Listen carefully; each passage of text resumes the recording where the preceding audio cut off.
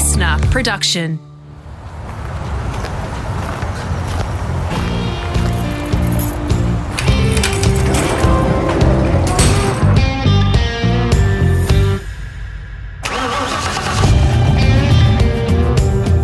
G'day, it's Rusty here, all set to light the wick on part 2 of my podcast with Rosco McGlashan, the man who is determined to be the fastest Aussie on earth. Now, if you haven't already, head back to the library and check out part 1, which will give you a better sense of his lifelong, fearless love of speed and some of the insane machines he's pushed to the limit over the years. We begin this second instalment by talking about some of the shows he's put on over time and the unique challenges running jet cars in public areas brings, including one appearance in his hometown, Perth. But yeah, that was Rally Australia, and that was at the sort of foreground in Perth. All high-rise buildings are there. Langley Park's out in the front, and then the river, the Swan River's there. And anyway, the committee approached me and said, listen, could we bring the land speed car down here and put it on the mound where the cars go into the little tunnel underneath, put the car on the mound and fire it up.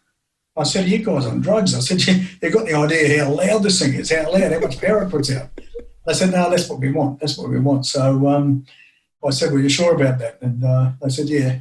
I went down, looked at the logistics of it. I said, I can do a hell of a lot better show with Aussie 1, with the dragster. I said, I can run it down Riverside Drive here, go 250 mile out down that Riverside Drive, punch a chute out. One of my guys will pull a quick release on the chute. I turn around the corner, come onto the track, I do laps around the track, through the tunnel, and this car, it's a pretty long car, the dragster, get through the tunnel, do this, do that, put on a hell of a show with the dragster. You sure you want the land speed car? Yes, we want the land speed car. So we took it down there, measured it all up and said, all right, well, we're going to need to be able to chain this thing down seriously by chaining it down. It's putting out 17,000 gallon thrust, about 36,000 horsepower. So what we want is a couple of big concrete blocks, and then be able to go off on a V and tie onto these blocks so that the jet blast can go between them. So anyway, they looked at it, and they looked at it for a while, and anyway, a couple of weeks later, they said, all right, we'll go. They paid me for deposit to bring the car down and whatever. And anyway, they said, oh, we can't get the concrete blocks. The concrete blocks are going to be too hard to set up, and the FIA or someone doesn't like the blocks there. We're not going to be able to remove them in time. What we've got was a couple of machines, and we'll put a couple of bloody machines there and fire to machines. I said, they're going to get burned. What are you thinking? I said, no, we'll put whatever. Anyway, we end up the day before, we've gone into public liability, which is a big gig a few years ago. It probably still is, I don't know. And they said, how much public liability have you got? And I said, we've got $1 million. And I said, can you bring up your insurance company and just say you want up it to, I think the number was 5 million overnight. I said, yeah, they're bound to go with that, yeah. Anyway, I said, this is the gig you guys wanted, this is what you got. I said, if you want insurance, you cover the insurance. And to this day, I'll tell the story, it's absolutely amazing. We chained up this, we fired the car up, noisy as, and I thought, just wait for the burner. So I just let the engine on what we call max dry, or max engine, waited there for a while, got the temperature up and looked around to make sure everything was right. Then I kicked it into the burner, and the burner came on. The burner came on this thing, and you could seagulls and bloody things going everywhere, and the bloody crap blowing everywhere, and the noise, even for me sitting inside there, was deafening. And a very good friend of ours is no longer with us, Gary Miosevich, who was the promoter of, you met Gary, he was down at Yes. the Motorplex. Yep. Gary came home, this is a true story, Gary came running the next day, he said, you arsehole. Anyway, he didn't recall I was at doing the show or whatever. He come home, this is the story, he said he's down at Winthrop, this is possibly 25 kilometres away, I don't know, 20 kilometres away, at least down the freeway. He said he went to put the key in the front door and he heard this noise. And they thought, geez, it sounds like a jet. And he's got an airport, the Jennicott airport was pretty near them. And he thought, must be someone screwing around with a jet at the airport or something. And as he put his key in the lock, as the story told me, he turned the bloody key, the burner came on, and he felt the bloody vibration at his house. He said, vibrated all the way down the freeway, and he felt the vibration at his front door. He said, holy shit, McGlashan, you arsehole. Anyway, yeah, evidently he broke windows and done all sorts of stuff. But yeah, I never got to hear about any of that. But anyway, the following year, I said, we won't do that again, guys. But we ran the dragster, and as I say, the show we put on with the dragster was absolutely mind-boggling, and yeah, a lot of fun. When we talk about Aussie Invader, can you give the audience a little bit of background on where the name came from? There again, when I was with Ken Warby, the car I had was driving was there's another guy, Tommy Brown, that used to drive it, an American guy used to drive it. He was from Detroit, used to drive for Ken. And when I got the drive, it was called US Invader. And I said, I'm looking to fix that. So I scrubbed that out and put Aussie Invader on it. And it's just been with us for 100 years. So, yeah. You're at iteration 5 now, and this thing, Rosco, is an engineering, an aeronautical piece of art in many respects. It's bespoke with some of the things that you've created for it. This is an audio experience, but if you can, for our listeners, let's walk effectively from the front to the back of the car and talk about it, because it's much like a rocket or a missile lying down horizontal rather than going vertical to the moon or to outer space. And then everything else that you've created along the way is designed in many ways to do things that have never been done before. Yeah, thanks for that, Greg. Well, yeah. So I'll start from the front to the back, but let me just first explain that the big deal with this rocket is it's a bi-propellant rocket. So I spoke earlier about the hydrogen peroxide rockets, which are monopropellant. So all you need for a monopropellant is a hydrogen peroxide, and as I say, that works as the fuel and an oxidizer together. So the big gig with this car is it's a bi-propellant rocket. It needs 2 components to make the engine work. So one's being the fuel and the other being the oxidizer. The oxidizer is white fuming nitric acid. And if anyone knows anything about chemicals, that's pretty bad stuff. The fuel is furfuryl alcohol. So that's a type it's a nice green type fuel. It's produced with cane and stuff like that, sugar cane. So it's a nice green fuel. The hydrogen peroxide, the white fuming nitric acid is the oxidizer. But you need these 2 mixes to come into the engine, and as soon as they see each other, they go hypergolic, or in other words, they light off. It's instant ignition. So boom, as soon as they see each other, 3 milliseconds, you've got full power. So anyway, so I'm just trying to explain what the system is there. But the big thing with a bi-propellant rocket is that it doesn't like being fired up horizontally. So if you want to go to the moon, obviously you have the engine at the bottom. You have all the propellants above you, pressurized. As soon as you light the wick, the gravity's pushing all the propellants in the engine, and the engine's getting a steady feed. Obviously, when it's sitting horizontally, to push the propellants into that engine is a very, very tricky thing to do. So what we've had to do is develop our own, what we call a CPM, a combined propellant module.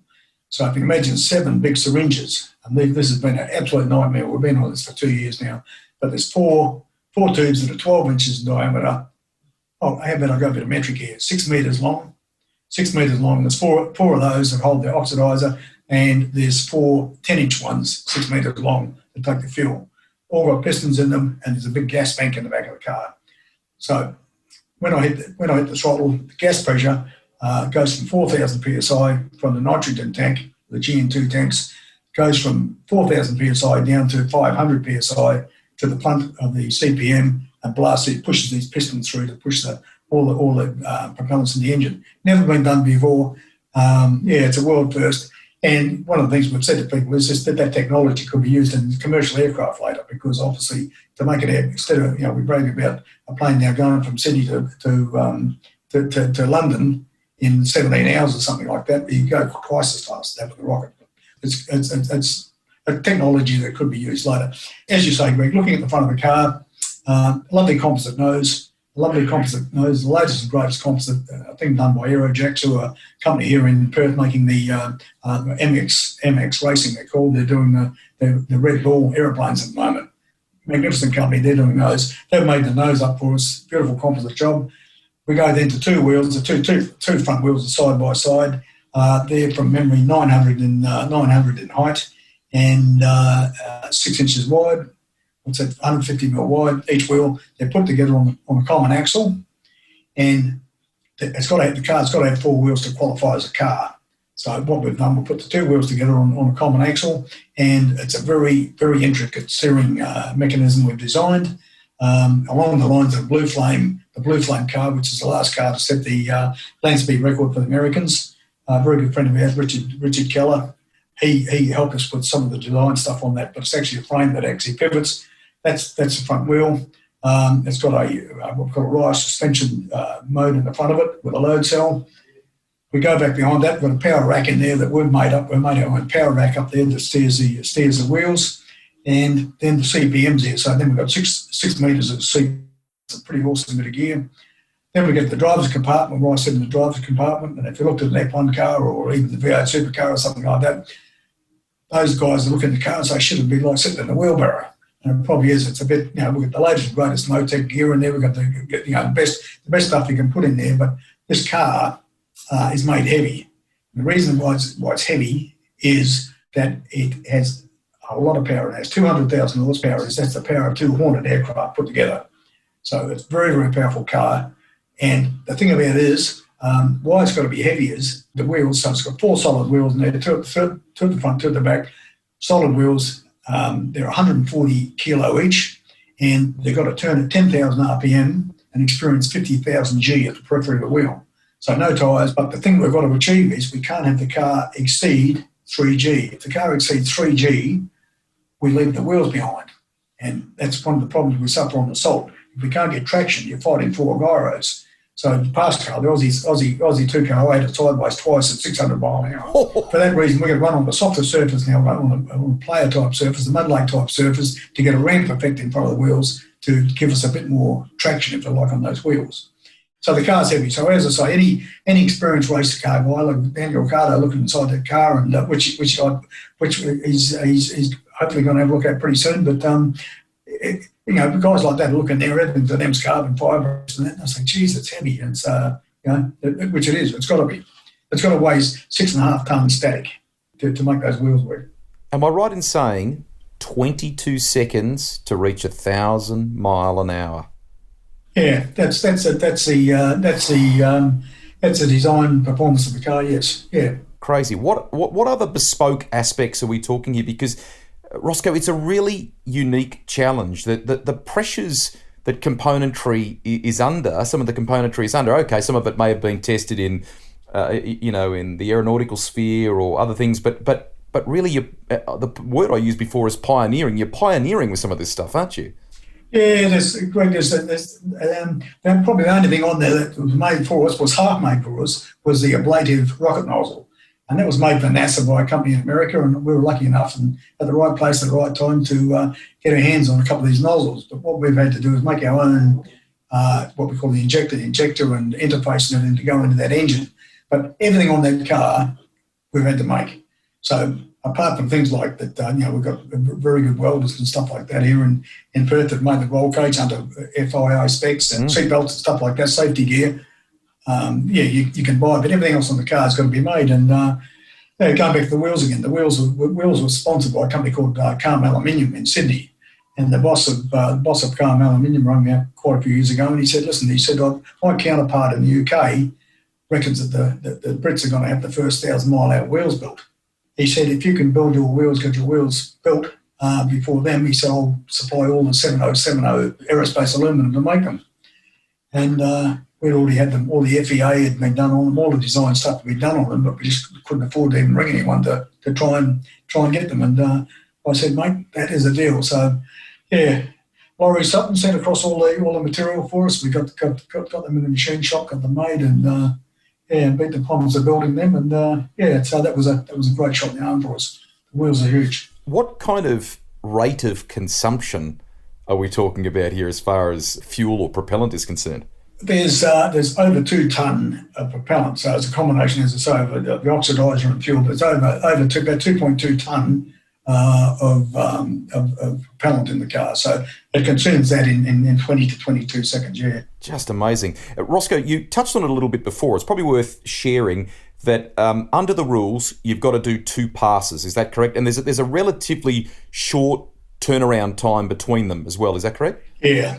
So you've got to do a pass in each direction, and there's an hour turnaround time.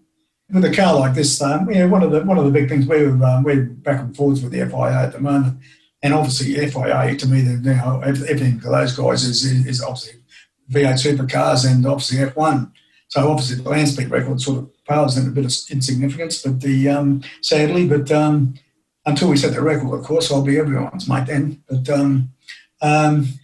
But But we're talking to the FIA in America, and we're saying, well, listen, we've got to, this dates back to Malcolm Campbell running back many, many years ago, the hour turnaround time.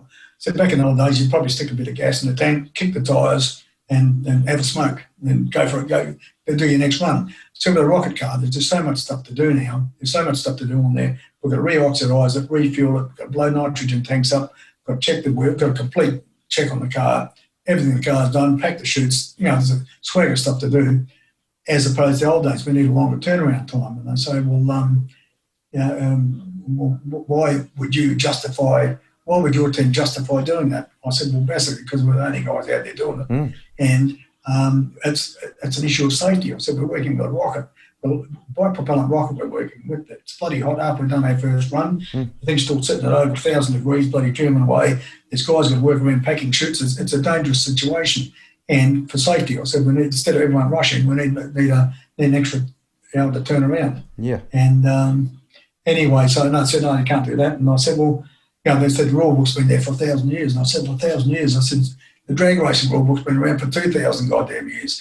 The drag strip's always been 1,320 feet forever. And I said, Connie Kalita got it changed, which is good for the issues of safety. His son was killed. So he went to the FIA and said, the only way we can slow these drag cars down is to build to run a shorter track, run a 1,000-foot track. So that's what they do now. They run a 1,000-foot track. And I said, why? It's all in the interest of safety. So we go out and we're running under a slightly different deal to anyone else, any of our forefathers, if you like. But bottom line is, it's a different car, it's a different era. And, safety. Yeah, and as a consequence, you quite rightly need to question perhaps a more modern way of tackling that.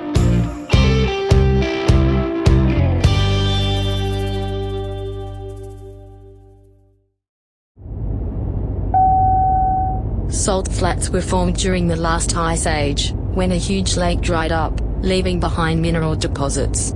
Every summer the flat salt crust hardens again after the winter rains, leaving a perfect speedway. I want to get to conditions and venue. So you touched before on the style of surface that you might need. Are we talking Dubai, South Africa? Where would you take the car to run it? And the conditions, Rosco, just describe them. They need to be perfect, don't they? Yeah. Okay. Well, answer the first bit, Greg. Obviously, we're looking at Dubai. We've got people working. We've got a lovely PR lady working in the UAE for us. Hoping to entice someone over there. But initial negotiations over there say that they build us a track. There's nowhere there we can actually run it. They build us a track, which I believe they can do easy. We're working on another lovely gal in New York State, working on the whole of New York. And we've got people here in Australia doing the PR thing. So where we're going to run is where the sponsor is. So all I can say at this stage is we looked at Edwards Air Force Base in California, and sadly where the shuttle lands, if you know where the shuttle landed in California with Edwards, we've been invited to go on that. We've got some very good friends over there, and there's a good chance we can get on there. But the sad thing with Edwards Air Force Base, because the shuttle no longer lands there, it's deteriorated very, very badly. So another place up further north in Oregon is Elboy Dry Lake, where Jesse Kearns, I don't know if you saw about poor Jesse Kearns, was a girl driver, got killed probably, 18 months, 2 years ago now. And Jesse was a great ambassador for the sport and a lovely girl. And but that's where she ran, but that was quite short also, Elboy Dry Lake. So we've got two venues in Australia. One's a place called the Bilpamara Claypan, which is north of Birdsville in Queensland, and only very, very long. We've actually been over there with a company called Land Survey, surveyed it a couple of years back and found 31 kilometres. We could put a 31-kilometre course down there, which is really, really good, but it needs a lot of work. And something I've got to look at with these places is where you find that venue to run, there's no infrastructure around there. Birdsville's 80 kilometres away, which is just too far away. So to set your own village up, obviously you need support from the Army or Air Force or whatever to even contemplate doing it. So, yeah, that's because it's so remote. For us to even get across to Birdsville, for example, from here in Perth, we've got to drive 3/4 way across the country into New South Wales and then come up and then come back again to get there. And, I mean, it's a hell of a road trip to even try and do that. we can land a C-17 or a Herc at Burrsville. That's rated for a big plane. We put the car on that. But up here in the Kimberley, we're working on a place up in the Kimberley at the moment, and out of Kununurra. So it's right on the Northern Territory WA border. And that's the early days for that. But as I say, it's really not on top of our priority list, Rusty, because it's there's so many things we've still got to do to achieve with this car. And so wherever we run, it's going to be where we pick a sponsor up. And in saying that, people will probably say, well, shit, this guy's needs a sponsor to do what we do. And we say, to make this thing happen, for us to go 1,000 mile an hour, we're going to need $3 million, $3 million Aussie dollars to do it. When I look at those F1 guys, they spend that in a weekend, they crash a couple of cars. It's bizarre. But anyway, it's something that's when you say $3 million, that's to buy all the product. But, as with the V8 guys, as we all know, they get the paint from whoever. They say the budget for this year is X amount of dollars, but everyone chips in to support the company that's backing them type thing, and that doesn't actually mean it's that amount of money. So it's the same with us. But if someone said to us, we want you to run that car tomorrow, we'd say, well, we need $3 million to make it happen. Has COVID made all that hard, Rosco? Mate, we are blessed over here. We are blessed here in WA, I've got to tell you. Our Premier here, love or hate him, we love him. Mark McGowan, big balls, mate. Bloody, he just, as I say, bit the bullet. We're over here, mate. As I say, I've had the greatest, I've been working my tail off in this car 7 days a week ever since it started. So I like the shed door here. I've got a couple of guys come around and we work, they do different jobs, but everyone I'm working with, every company I'm working with, I can ring them up and say, oh, listen, I need such and such fittings, or I need this, welded, whatever. Can you do it? Oh, yeah, bring it around. Come around and see us. All the doors are open, and you're not flouting it. I don't mean I'm not going to the pub or going anywhere, going to the local dances or anything, but I'm picking stuff up and making really good progress. It's been so good for me. It's been a really good time to get on with the car. Whereas I look at our opposition in the UK, and it just must be absolute bedlam over there. I haven't seen a word from those guys in months. So they're doing it pretty tough over there. The target, as we said, is 1,000 miles an hour, 1,600 k's an hour. Will you be happy, Rosco, just breaking the record, or do you want to smash it out of the park so that it stands for many years to come? Well, the answer to that, the design speed of the car is 1,000 mile an hour, and if we can go 800, we'll set a world record. So the world record at the moment is 763 mile an hour. So obviously, if we beat that by 1%, we've got a world record. So we'd love to go 800 mile an hour initially. And it's the sort of thing I've said to everyone. It's not like you sit your bum in the car and say, shit, right, we're going 1,000 mile an hour for the first time. Like, we can do it. You'd never get there. The only two gauges I'm looking at, everything's computerised in the car. The yaw, the wheel speeds, the goddamn the pitch, ambient temperature on the oxidizers, pressures, all sorts of stuff's catalogued on or recorded on the computer. But all I'm looking at is a clock and a speed. So I've got the best GPS system you can get. It's very, very accurate, military-grade GPS that I can look at. So the first time we run this car, so I sit my bum in the car and say, right, on the gas, and within 7 seconds, this car should be running close to 850 kilometres an hour. So shut the engine off, shut it off, and then we get out and just check everything on it. We sneak up on it. But bottom line is, this is all taking time, development time in it. And the worst thing with a land speed car is you never, ever get the opportunity for driving time. Yes. So I look at guys in V8s or in go-karts or whatever and think, oh, shit, I'll take it to the racetrack today and do a couple of laps, and you really get a feel for what you're doing. This car, we don't even know if it's got a steer yet. I can't even prove it's got a steer yet. It's a system we developed, and we might get out there and say, shit, it doesn't steer. What do we do now? But it's everything on the car is different, and you don't get a driving time to get in it. So, but what we do, as I say, we've got to run it for 6 or 7 seconds, get our speed out, check everything out, and it's fine. We say, right, now we're going 9 seconds, now we're going 10. And then once we're getting up around 15, 16 burn time, we should be well surpassing the 800 mile an hour. So once we've got the world record, well, hopefully then people say, well, shit, these guys are serious. Let's get behind them. I just hope I live long enough to see it. Yeah, so do I, mate. As I say, you've got boundless energy, and I love the fact that you are so, fiercely determined to pursue this still. Like that's just tremendous. The project requires a lot of people that you've talked about before, and you've got some incredibly bright minds on that team there, people that have got perhaps RAAF experience and others that have, I think even some that have worked in Mercedes in their Formula One program. There's some very good people on board, aren't there? Yeah, there certainly is. Even for people like that, to say, and Paul Martin, one of our main guys in the UK, Paul's an Aussie guy who works on the secret bloody military stuff in the UK. He's the guy who's done a lot of the design stuff on the aerodynamic stuff and that on the car. And as I say, if you had to pay these guys, like an F1 team, you'd be paying hundreds of thousands of dollars for the work. And these guys, guys like Paul and heaps of others do stuff for us for nothing. And in saying that, it's an all-volunteer team. I've got a crew of 22 people, all specialists in different areas, and most of them I don't need to see all the time. The construction type stuff we're doing now, there's 3 of us mainly do it. I oversee everything that gets on there, every hole that gets drilled, whatever, and make sure I'm happy with it. I've got the perfect team that if I need something done, the wiring or something, I can just make a call and say, listen, they're just done, and guys come out and do it. And as I say, on standby too, we've got some brilliant machine shops, got some bloody welders, we've got people that do all sorts of stuff for us, and you can hear the voice that you ring up and say, oh, Rosco here, and say, oh, yeah, how you going? In other words, what's he want this time? But they're excited to help us, so they've been brilliant, everyone I've got. In a perfect world, let's hypothetically say you had the sponsorship on board, the world was right in terms of COVID and things. When would you be in a position to have a crack at this? I suppose if we saw some money today, we'd say, right, we'd set a target in 6 months. In 6 months' time, and as I said earlier, depending where that sponsor came from, if it was Australia, we'd say, well, we've got 2 venues to pick, which one are we going to use? If it's the UAE, we'd be straight over there with a marketing company, Gem over there, we'd be saying, right, we're in the ballpark. Who's, where are we going to run? Who's going to set the track up?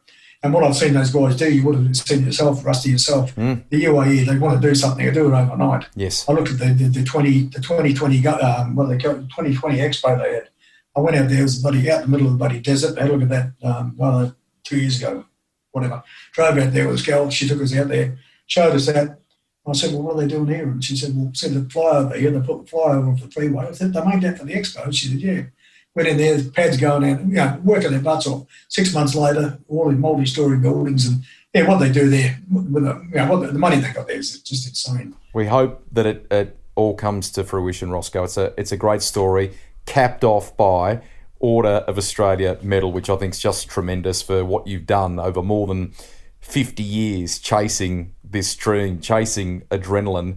Listeners can follow it at AussieInvader.com, and for corporations thinking about sponsorship, the media attention around this, when Rosco actually pulls this off, will be enormous. Get around it. It's going to be a huge thing if you can do it, mate. Well, we like to say when we can do it, Rusty, and I love people just look at our website if they had the opportunity, AussieInvader.com. And talking about the Order of Australia medal too, mate, you've probably had enough of me, I imagine. But, I love saying I do a few talks around the place, but I tell people I'm the only guy in the country who's got a gold medal for speeding. And that, Rosco, is a perfect way to end it on. We wish you all the very best with this mission, and we love the fact that it might be, in the not-too-distant future, an Aussie that's the fastest driver, the fastest person outright in the world. Go get him. Thank you very much for your time, Rusty. Pleasure talking with you guys and your listeners.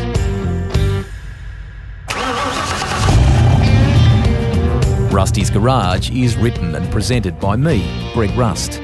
Series producer and editor is Alex Mitchell. Audio production by Darcy Thompson. I'm Greg Rust. Enjoy the drive, but drive safely. Listener.